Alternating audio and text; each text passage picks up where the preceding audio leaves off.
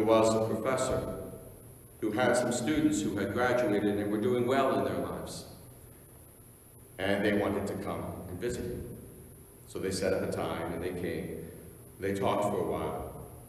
But after some time, they started to complain about different things that were happening in their life. The professor had a pot of coffee and some mugs, and he invited them to go and get a cup of coffee. Now, the mugs he had, the cups he had, were of all different types. Some were porcelain, some were glass, some were crystal, and some were paper and plastic. So they all went and got a cup of coffee and they came back. And he said to them, "You all chose the best cups. You all chose the cups that looked nice, that were made out of nice materials, and you left the other ones behind." And that's not unusual. We always want what is best. And if we can choose what is best for ourselves, we do. He said, but the reality is, the coffee is what you were really looking for. And the cup doesn't really matter. The coffee is going to taste the same. You might think it tastes different, but it's going to taste the same no matter what cup it is in. The cup represents our stresses, the things going on in our life, our concerns about work, our concerns about our family, our concerns about what's going on in our world. And right now, we have many things to be concerned and worry about, many things to be stressed about. That cup represents our stresses, but the coffee represents our life. And it is our life that is most important. And when we live that life with Christ, when we allow Christ to be part of everything that we do, when we invite Christ into all our difficulties, when we invite Christ into those things that we look at everybody else and say, oh, I wish I had what they had. When we invite Christ into every moment of our lives, then we can enjoy life no matter what the stresses are, no matter what the difficulties are. The question is, are we going to focus on the cup, or we are going to focus on the coffee? Are we going to focus on the stresses of our life? Or are we going to focus on life itself, and life itself lived with Jesus himself? The first reading said, do not judge from appearances. We all do that. We all judge based on appearances, what we think's going on, what it looks like. The reading goes on to say, not as man sees, does God see. Lord, we would love to be able to see as you see. And while we might not be able to do that, we do know that God is watching, that God is seeing, that God is present, that God is here. Not as man sees, does God sees. The Lord looks into the heart. The Lord looks into our hearts. What is our heart? The heart is the source of all life. The heart is the source of everything. And when we allow the Lord to look into our heart, and when we allow the Lord to dwell in our heart, then as we live our lives, we can continue to live our lives in a spirit of hope, in a spirit of peace, no matter what stresses, no matter what difficulties.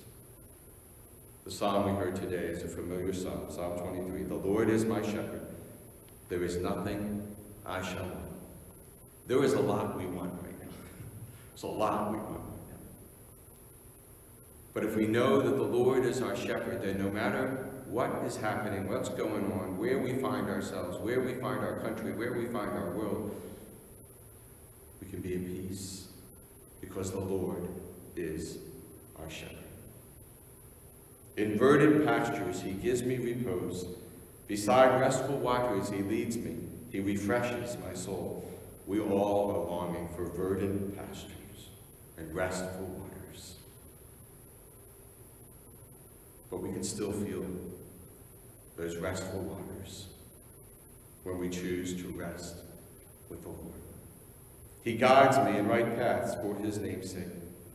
Will we let him guide us? He's not going to force us. Will we let him guide us?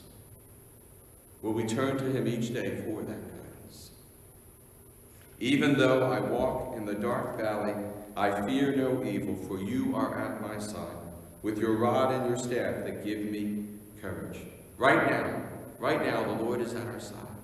Right now, he's offering us his courage. Even though I walk in the dark valley, I fear no evil, for you are at my side, with your rod and your staff that give me courage. That give me courage. Second reading said, we live as children of light. The Lord wants to be our light. The Lord wants to be our light. He wants to guide us. But we have to decide whether we're going to allow him to guide us or we're going to stay in darkness. And then we hear the story of the gospel, the man born blind. The man born blind who went from darkness to light. While I am in the world, I am the light of the world, Jesus says. I am the light of the world. But so many times we push him down. We don't let him be our light. Right now is a great opportunity for us to bring him in and to let him truly be the source of light in our lives.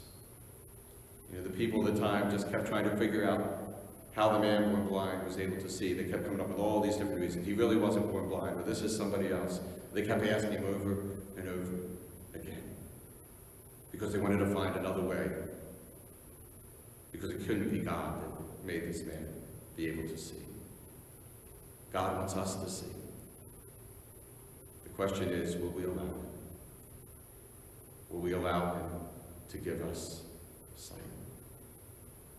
Or are we going to look for all the reasons we can possibly find to say it isn't God? God's not here. God is here. God is present. This is what is so amazing, the blind man said. He opened my eyes. He wants to open our eyes. I came into the world for judgment, so that those who do not see might see. The Lord wants us to see as he sees. And while that might not be completely possible, we can in some sense, when we allow him to be the light of the world. So the cup are all our stresses. The coffee is life itself lived with Jesus Christ. And we can choose to focus on the cup, or we can choose to focus on the coffee.